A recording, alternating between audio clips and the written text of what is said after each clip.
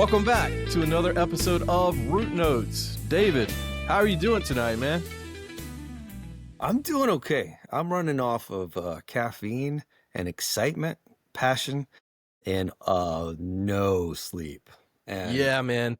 It's a crazy week. It's a great week. We're on the eve of Campbell Cares Community Days. Mhm. And for those that don't know, many of you do, that's a major day of service that integrates all of the health sciences we have here in the college. And so we're working late and long hours, and this extends into the weekend. And it is the kind of thing that leaves you with a good tired, but it's still tired. Yeah, I tell students all the time, I mean, the best feeling in the world is being exhausted for the right reason. And Sunday, I can't even imagine how exhausted Yeah. we are going to feel. Actually, Yeah. I was in the office, and my office you barely get into right now because it's so full of I saw it. event supplies, I actually boxes. dropped a box in there, and I dared someone. I said, see if he notices, because among all of these, he won't even see I it. didn't notice. Yeah, see? That is the truth. You put an Yeah. extra box. Who knows? Yeah, it's I like actually put throwing two, but a box in a storage closet, basically. But that's my yeah. office right now, and it was about I don't know, like 11:30 or something. I'm walking through the hall, and I spook one of the students who's there studying. She's like, "What are you doing here?" And I was like, "I live here. Don't you know that?" It's just because that's the moment that we're in right now, and That it's is, yeah. exciting. It's super cool. Yeah. Yeah, I think we should take a little bit of time and talk about it. Some of the details of what folks are going to be doing this week. And it's just a great expression of what we really feel across our health sciences at our university in terms of, the dedication to the community, the sense that we are an anchor institution in the rural county that we live and work in, and therefore we should be really integrated, and we should stay really connected. So I love this week, even if it's going to kill me. That's exactly right. Yeah, and it is such a cool opportunity. It is an intentional interprofessional event on top of the fact that it's Mhm. service oriented. So, Right. here in the college, we're very intentional about making sure that our programs are health sciences programs, PharmD, PT, PA, public health, Mhm. nursing, medicine, that we're all working together to serve the community, but also learn from and with and about each other, because ultimately we want these folks to go into practice and have sort of a team-based approach to care and not have these silos, right? We know the best approach to care is sort of this interprofessional model, and so we live that out. And when we have the opportunity to use that to serve the community with multiple events that sort of hit those different notes, man, it's very cool. I mean, I'm going to be at a couple of different food banks. I know that. I've got a team on Saturday. We're going to be at the Miracle League. That's so And cool. that's going to be pretty fun. I think you're in 1,000 different places, but I'm in a lot one of I places. know about. Yeah. Tell us a couple of places you're going to be. Well, it's so interesting that you were just talking about that. So I will answer that question. But you were talking about that as if it was like students only learning about, from, and with each other. Oh, no. Yeah. But I was thinking about two different conversations I've had just in the last 24 hours. One, so on Friday all day, we're going to be running out of what is usually a classroom building that we teach and work out of. Yeah. Um, we're basically emptying the building of all of that kind of activity for a day to bring in over 200 kids with intellectual disabilities from the local school system. It's a field trip for them to come to our building, and on every floor they will have interactive activities that are both health education stuff and doing screenings. And so they'll get, during that day, these kids are going to have a chance to have a sports physical for Mhm. Special Olympics.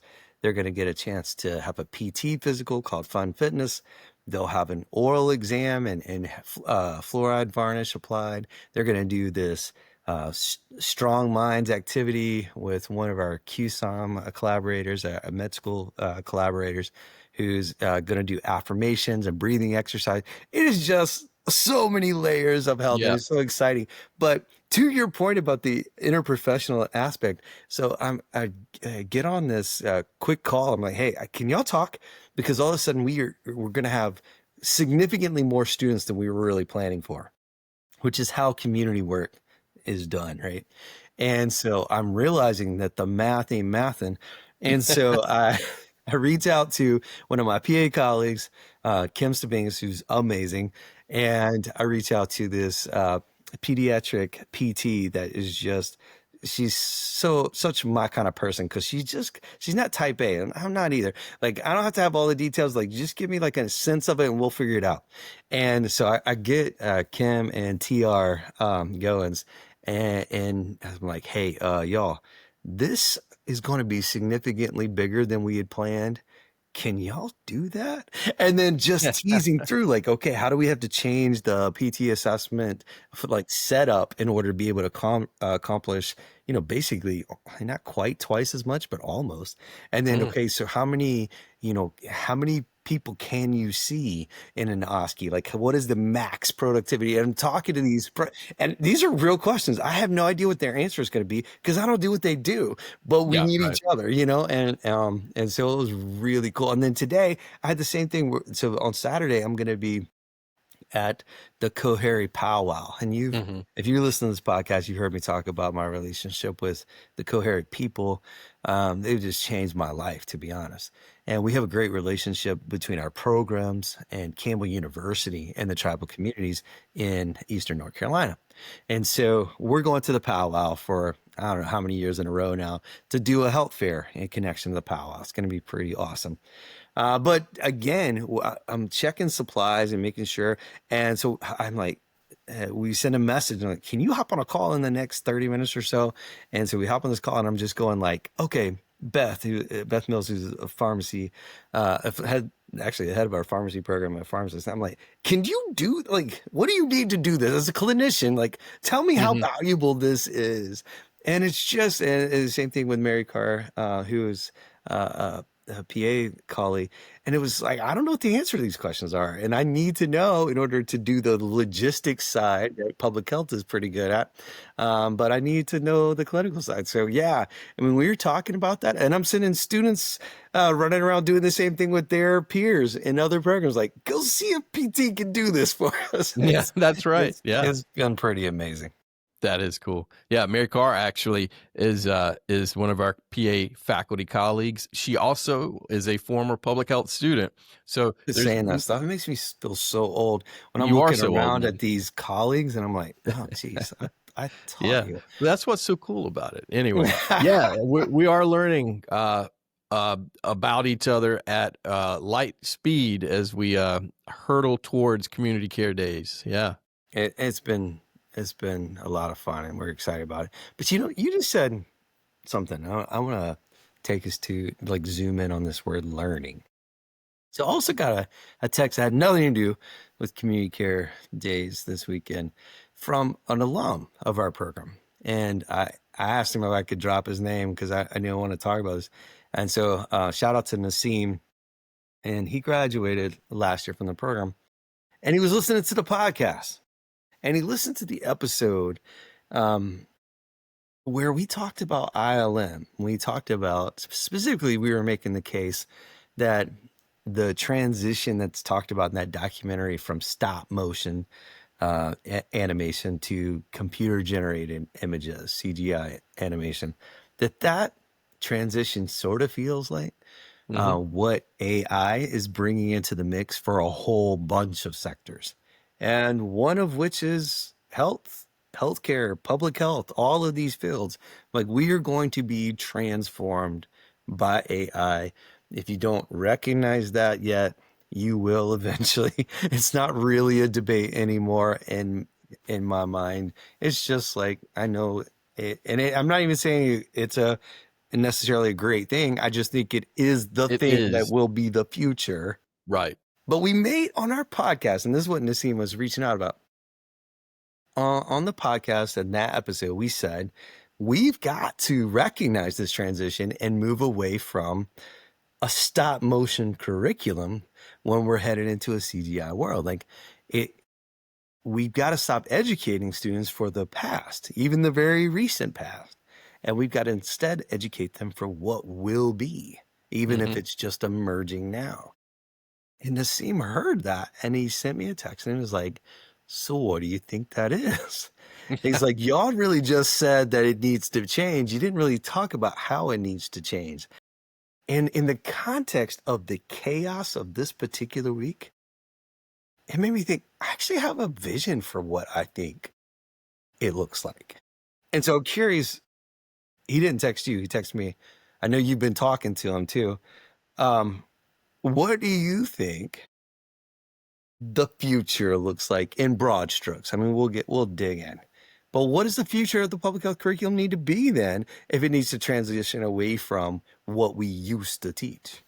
Yeah. You know, we talked about this a little bit on that same episode, but I am even more convinced today that, um, doubling down on technical aspects of the curriculum, like biostatistics, in the way that we've done it in the past, is a really bad idea and probably a poor use of limited credit hours and Right. limited space in the curriculum. Yeah. Um, and when I was actually talking to Nassim, and I hope he doesn't mind me sharing this, he's just sort of weighing out his options as to what he might want to do next. Does he want to go into the field? Does he want to, go on graduate school? And um, I guess I did a good job teaching biostats because he was asking me, should I look at, PhD programs Specialize, in biostats and this sort of thing? And I said, well, what I'm gonna say might surprise you, but I would say this. I would say anyone who is thinking about going into an analyst field mm, needs to reconsider that. And mm. I think that a PhD in biostatistics might be one of the most useless things you could possibly get for the future. Yeah, Wow. Okay. All that's right. right. That's right. That's hot takes from Wes That's a hot Richardson. take, but it's true. I don't I a and, don't hear me wrong, I'm not saying biostatistics is not gonna be useful and that Mhm. you don't need to understand it, but to become the biostatistician at Right. that level, Yeah. we're gonna need so few of those people Mm, because AI can do it. It's not that it will be able to do it, it can do it now. mm, Almost to the extent that I think we need to revision what we're doing with biostats in our own curriculum. mhm. So the guy that taught him biostats said, "Hey, you don't need it. You don't need to do that." So about that thing I taught you a couple That's years ago. right. Yeah. That's right. I think it's interesting. I do think it's a transitional moment, so it's an interesting time to be talking about this because it's kind of already and not yet in some ways. Yeah, but one of the things that occurs to me as you're saying that is we have even spent a good amount of time working with both our students and public health professionals, sort of learning to use the technology because we just see that, look, if we want to do the kind of work that is important in the future, then using the technology at your disposal can facilitate that. And we don't want you spinning your wheels doing technical things that could be done differently, and would love to. And I think we usually like do some sort of version of substitute that with the coffee meeting. And what occurs to me though, actually, this reminds me, a few weeks ago, I had a chance to do a keynote for the short white coat ceremony that sort of welcomes into the student profession, those folks in the nursing and PA, PT, pharmacy programs. And one of the things I said to them, I was encouraging them to be rebel healers and in that way to reject some of the stuff that those fields might have had as a culture or as a norm in the past. And one of the things that I really encourage them to do is to be authentically human. And I said, you've got to wrap your head around the fact that technology is changing so fast. Your future, your career is not going to look like your mentors. Like whoever you shadowed, that's not going to be what you're doing in 10 years. And part of doing the right thing then is about using the machines without becoming a machine. And so I do think that at some level, in order to do that, you've got to know how to use the machine well, right? So I think there's some aspect of what does the future curriculum look like in all of our fields? Well, making sure that you're acclimated to the technology. I think that's a part of it. I don't think it really goes nearly far enough. I think that's actually just the tip of the iceberg about then what the curricular change needs to look like. Yeah. Yeah, I think you're right. And we've talked about this before. We have been very intentional, at least with the curriculum we have and the program that we have, in that from the jump, we want students in the community. We want them touching the problem. We want them making connections. We want them to reinforce the learning that's happening in the classroom immediately. I mean, that's just best educational practice, this sort of spiraling, like see and do, see and do. Now, that sounds very basic if you understand educational and pedagogical sort of structures, but the bottom line is most places don't do that. You Mm, do a lot of theory, a right. lot of sitting and getting before you ever get into the community at the end to learn. And so Mm, we've got this approach that I think is unique and is reinforcing, and in many ways, it models apprenticeship, which is I think where you're headed with mhm. a lot of this. Right.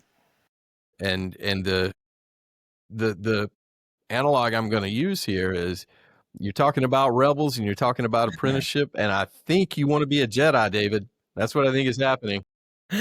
You would not believe it. We did not talk about this before we got on this call, but do you know that I watched with my little guy, my son Miles was having an asthma attack all afternoon, and so he is not a sit still kind of kid. He is moving all the time. So I had to basically wrap myself around him to keep him still. And we watched for the first time the episode one, Phantom Menace, Oh yeah, tonight.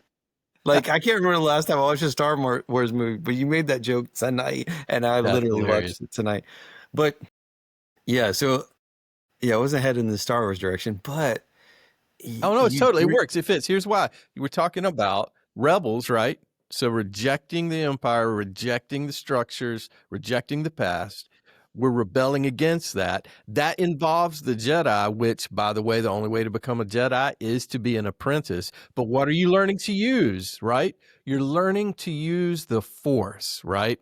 And now we have a full metaphor for the Jedi model of the future of public health training. You're welcome. wow, yes, thank you for that. I'm sure that's going to come into a lot of use. I'm sure that we won't forget that you ever said that after tonight. Um, no, I do think so. Jedi analogies aside, um, I think that the curriculum has to move in the direction of come with me. I'm the instructor. I'm a faculty. Come with me. Let's go do some of this work. Come with me. Watch me do. Then you practice. I'll give you feedback. The community will give us both feedback. We'll listen. We'll take a learner's posture to the community. We'll bring what skills we have. We'll do the iterative thing together. Come learn by doing alongside me. And, I'm really fired up about this as a way to get at. Like, it's cute, fine. Yeah, like double down on the human part of the work. How do you teach that? How do you do that? Well, get out of the classroom and get out into the community. Last week, these are first semester students. First semester students are for their community health assessment course. They're doing the community health assessment for the county that we Mhm. are in. They're doing it in partnership with the local health department. Our students help design the survey. Our students, first semester students, been here less than a month, hopped into a van to go do windshield surveys so that they could better understand these communities that they're trying to summarize in this community assessment. And so they go throughout different regions in the county this is what was so cool. And shout out to Kitchen Sanders, who is the community and rural development agent for Cooperative Extension. And she's lived in this county forever and she's worked in this county forever. And she took students in small groups all throughout the county, pointing out health assets that they should know exist and allowing the students to ask her questions. And they just did these windshield surveys. Meanwhile, the students are taking these careful notes, sort of taking in the landscape, taking in the people, taking in, the resources, and making an asset map, like a special Google map that's going to map out these assets from the drives that they did. That's right. Then they're reaching back to those same communities, to some of those assets that they noted, to do community capacity interviews, to be able to understand what's leverageable for the good of the community's health out of things like fire stations and faith communities and libraries that maybe we aren't bringing full value to right now in our community health improvement plans. And so it's awesome, and they're It's doing awesome. this right Yeah. now, and learning by doing in the community. And then that was last week. This week I'm sitting in a Community cares. talking circle. Yeah. I'm sitting in Oh, a yeah. talking circle today. What is this talking circle about? The North Carolina Coalition Against Sexual Assault is hosting, with our students working as interns for this organization, hosting on our campus, sexual assault awareness, sexual violence prevention work with the tribal communities that we have developed this connection with. So represented in the room were tribal leaders from all of these different tribes in our part of the world, and folks who work in domestic violence, sexual assault, sexual violence, rape centers, rape response centers. And our students are sitting in this talking circle, and the talking stick is being passed around, and people are pouring their hearts out and just sharing what this means. And I can't even speak. I mean, the talking stick gets to me, and I just have to pass it because I'm just in like awe of the moment. One, the moment I was in because of everything that was happening. And then two, that these students who are just beginning their public health journey, that's what they're learning today. This was their Right. class today. Right. And it's just such an exciting vision for what the curriculum could become if we Yeah. lean into this. I completely agree, and we've been intentional about building this, and we want to double down on it even more. But one of the things I want to point out is that the idea of apprenticeship is not a new thing. The idea that you would follow me into the community, that you would learn from me and watch me do, and you would do, is not a new thing. But we have, in the academic world, slid into this laziness of simulation. And what I mean by that is, Oh, interesting. why can't I get my students to do a virtual walking tour using Google Earth and Street View, and go into a local community and just walk down the street virtually and do this? That's a real assignment that I've had students do before in the past, Yeah. right? Yeah. But it's not the same. It's not the same at all. Because you're talking about being integrated into something that is real. Like, this isn't Hmm. this is not an exercise for a grade. It's No, not that's even right. just for the experience. Like, this is impacting people here in this community. Yeah, When you're talking about the experience you had today, this isn't a simulation. We're not that's talking about exactly how right. to do this in class. We're talking about it happening right now. Now, to be fair, there is value to the preparation beforehand. It's not like you just throw Hmm. them in there without Right. any No, instruction. no, no, right. But this is what makes it different. The stakes are real. This is real. And it has both an intellectual impact and an emotional one. And I think that combination is extremely important. Yeah. Yeah, I mean, I could not agree more. And it's this whole thing. It's such an interesting point that you're making about the difference between the real and the simulation. Obviously, like we both teach with case studies and versions of simulating these things in more protected environments so that you aren't harming communities while students try to learn some stuff. Right. But on the other hand, the the reality is that you can um, miss what needs to be learned in this process if you simulate it and therefore you are responding to something that is not human, is not person, is not a mom, a grandma, a daughter, a son. Like the truth of all of that authenticity makes the It's work different. it And does. it might be the way in which we finally, as public health, begin to address the epidemic of loneliness and isolation. Yes. We are not going to figure that out in simulation.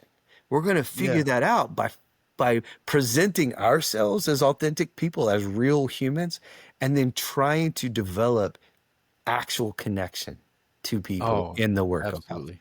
And that's Absolutely. that's what you're bringing up. And the interesting thing is we're talking about AI. AI is going to give us more powerful tools to simulate those things in classrooms. And I think we have to be very careful that Very. that's not how our curriculum changes. That's Because exactly it could right. get very realistic feeling, but But not it's real. not real. Yeah. Look, let me tell you, so you just made me think of something, and I'm gonna be speaking in general terms here because I can't recall exactly where I saw it or read it. Um, but I heard at one point, you to fly a drone, you have to understand all of the basic parts of flying like you would in an actual aircraft, but you're sitting on the ground, maybe even in a different country as a drone is flying. And if you're Yeah. talking about a military drone, it Mm, seems very gamified, yeah. and the difference between the experience you're having sitting in a trailer in Kansas Yeah. or flying over a country, in an actual airplane and potentially, dropping a bomb or doing surveillance or whatever, that experience is very different. It feels more simulated. Yes. And I've heard sort of the feedback from folks who are drone pilots talking about sort of the mental confusion of that, right? This Mm. sort of like it feels more like a game, Hmm. and at the same time, it impacts your decisional ability and the way in which you react because Hmm. is it gamified? Is it virtual? It's certainly not, but it definitely isn't when you're in the pilot seat actually flying the aircraft, right? Wow. Yeah. No, and it's just to me that example illustrates what if we're not careful, public health in this transition can become even more of a machine than it already is. Like Very we easily. could use AI to make the curriculum into machining up the techniques of public health Mhm. instead of developing people who are ready to do. But my public health mantra, the mantra that I work with students is to fix, let's work together to fix problems we can touch with people that we know. And and those words are carefully chosen because it means that you are embedded in real relationship. And if we're not careful, you could end up with a public health workforce that is all about modeling things out and what if we tweak this and tweak that and drop interventions on people. And I'm using like the same kind of language that you were using for the drones. Like we could do that work and we'll have better data about what might happen. And I think everything about what I just said is scary and terrible. Because the truth is, the work that we really need to do in communities is going to be dialogic. It's going to Mhm. be in dialogue with people. It can't be dropped on people. That's right. The limitation of what you're describing, if we were to, become more technical and use AI to do these things, is the same one that I tell students all the time that quantitative methods has in the first place, and that is, at best, it could tell you what. It will not be able to tell you why or necessarily how, which are just as important, if not more important, as understanding the what. And so I think that is the mistake we can make. I mean, if you think about it, it would not be that difficult to program a chat bot to do interviews and focus groups Yep. to Yeah. facilitate a conversation. Right. It can do it. Yeah. Um, and how And then do efficient the would that be? analysis too. That's right, and then how efficient would that be? Um, and for those qualitative researchers out there screaming right now at us going, no, well, I agree with you. I Right. think that would absolutely be the worst use of AI, even though it certainly can do it. Even the analysis of it. I mean, to a great extent, if you're a purist, you don't want any of that near any of those notes. The whole idea is that you are the engine, you are the lens that's bringing meaning to all of this stuff. So Well, and one of the things that comes out there, one of the first readings that I give students is it's called "Walk Softly and Listen Carefully," and it's pretty old now, but it's just so good, and it is learnings um, from working as researchers or as academics with tribal communities, learnings that the tribe wants to put forward. Like, these are things we want you to know if you're interested in working with communities.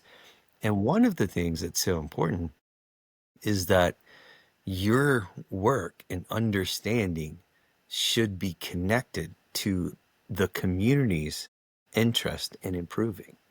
And the only way that you can do that is to have a relationship. You can't actually do that through a survey, because by the time you design the survey, you've already imposed yourself too much. You can't really do that through just like research methods to interview people or a focus group. The way you actually get there is to go, like, tell me about that. And then you go, well, maybe we could do this. And then somebody goes, yeah, that's a bad idea, and here's why. And then you go back and forth. And in that, we are actually creating the change together. We're co-creating the improvement that we want to build together.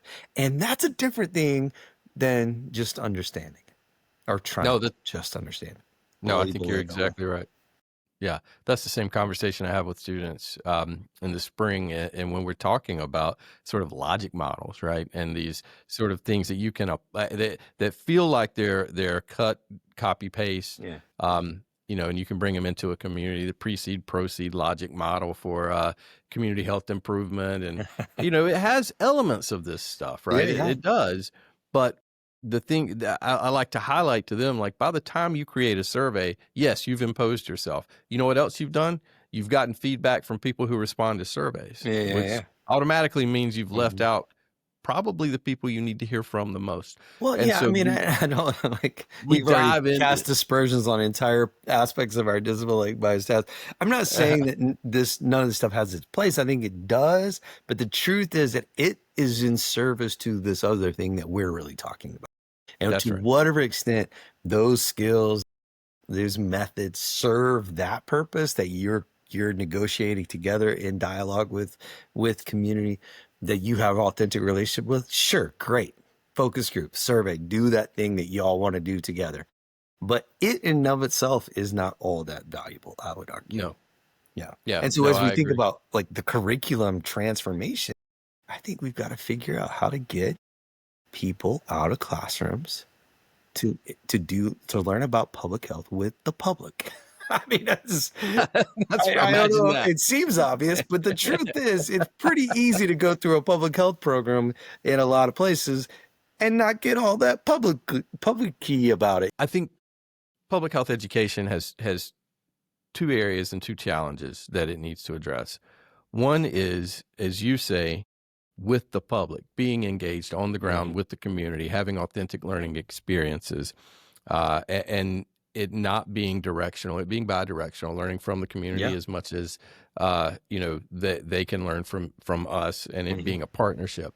Yeah. The second thing I'll say though is the public health needs to have a paradigm shift in terms of sort of the metacognition of the way they think about themselves and their own role.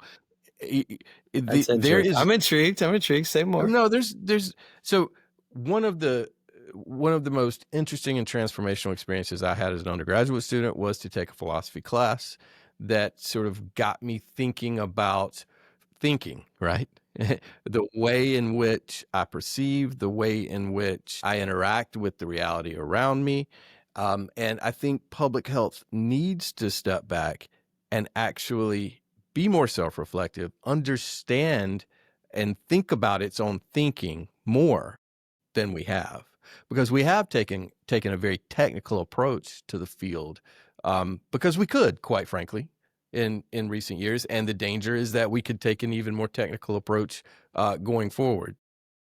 Yeah, and so ripped from the headlines, one of the things that your points made me think about is the recent announcement in Florida from the Surgeon General that vaccine mandates are going to be rolled back.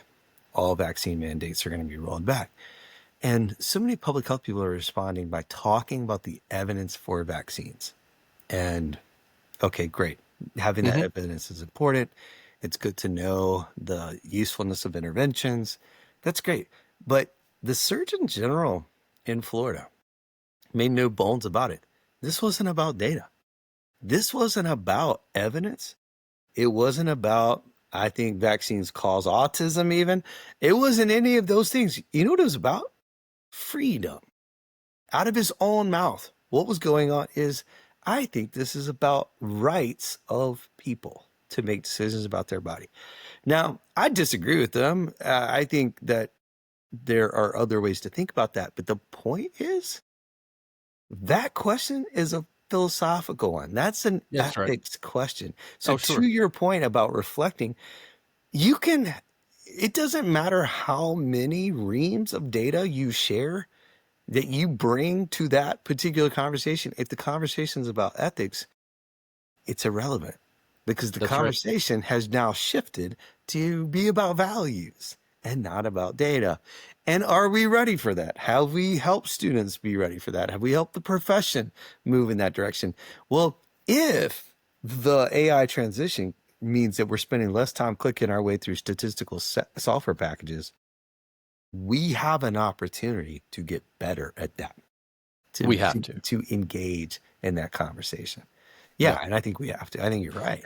Because if you care about things like vaccines, then that conversation has to happen in the way that people are having it now. And it ain't about Mhm. data, it's about the No, values. no, yeah, I completely agree. And I'll say just anecdotally from, years and years of teaching graduate students in public health, they really do love digging into that conversation. Like if Yeah. you come to a graduate program and put the effort into it, you're here because you want to do that. Yeah. Like we talk about things as simple as helmet laws for motorcycles. Hmm. You can cross the state line and you're free to ride motorcycle without a helmet in South Carolina. Why? Because they made a different choice in terms of what they deem the line to be for personal freedom versus Hmm. the impact on the economy or on insurance or on families for loss of life or injury, all those sorts of things. They've made a different choice. Why did they make that choice? What influenced that? We could spend an entire semester talking about that stuff, or the sort of failed attempts that public health has had in recent years, sort of with this paternalistic approach. My favorite example, and lots of our listeners would probably remember, New York trying to ban the big gulps. Do you Yeah, remember this? I do. Yeah. I mean, the most ridiculous waste of an argument ever was about the size of sodas, because the way in which they went about that completely undermined their ability to engage in these kinds of conversations in a credible way. It hurt credibility for these conversations, the way in which that was engaged.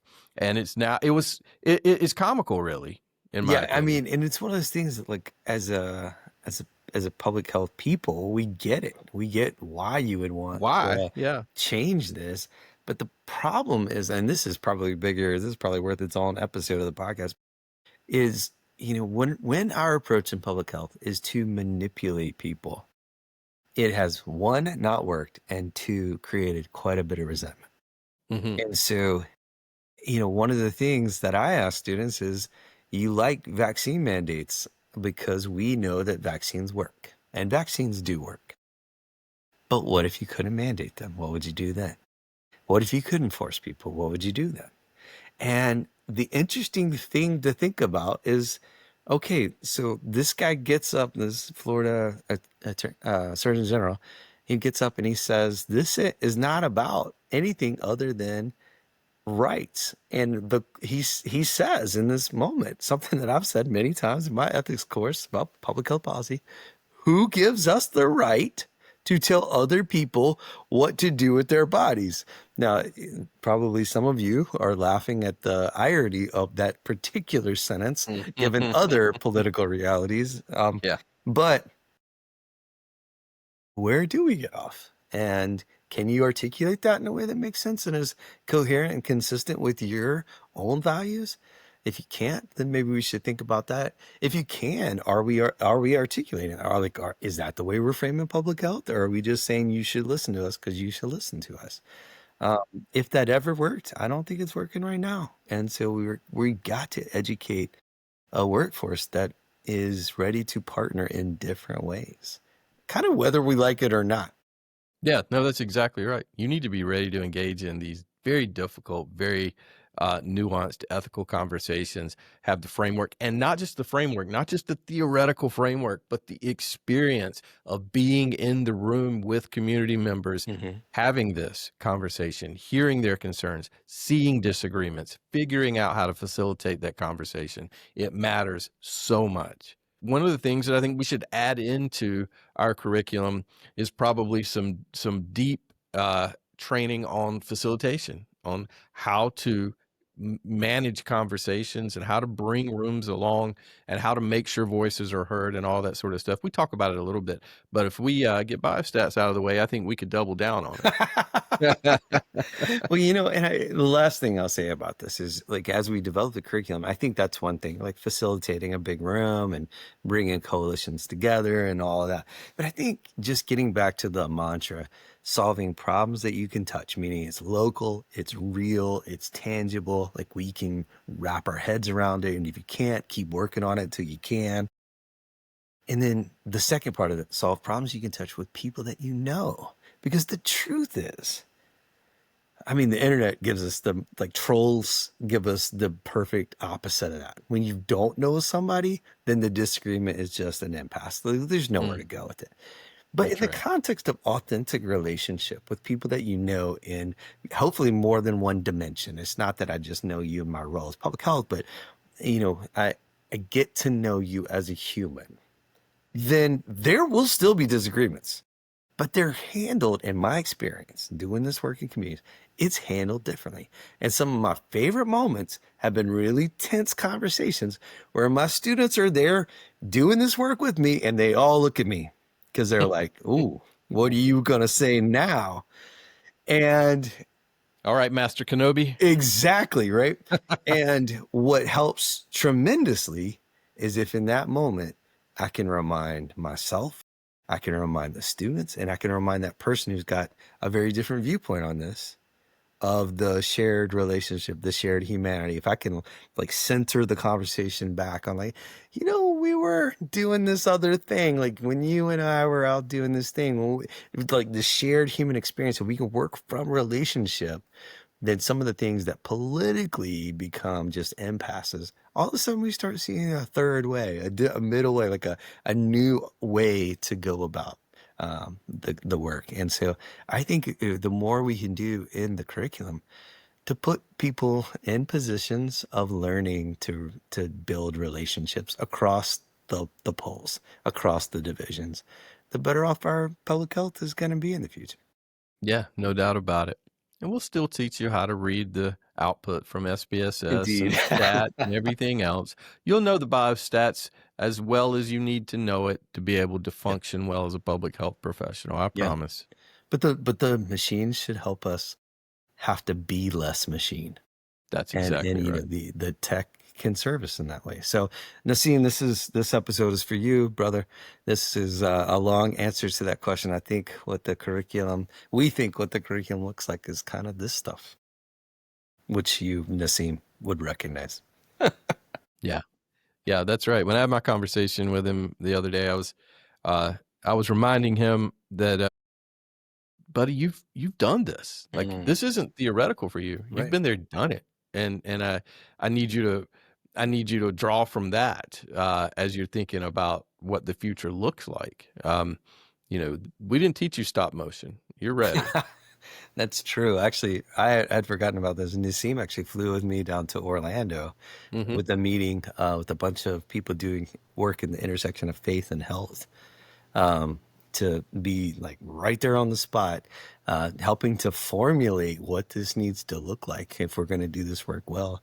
So yeah, he like many of our students have seen it firsthand. Yeah, that's right. All right, man. It's late and I've got many miles to go before I sleep, but ask real quick for our listeners, do you have a detour worth taking? A detour for me that's been really important when I'm working. I oftentimes need music, but Hmm. it can't, for me, and I know people are different on this, but for me, it can't have words because I am so distractible that if it has words and I'm trying to type or think words, it just gets in the way.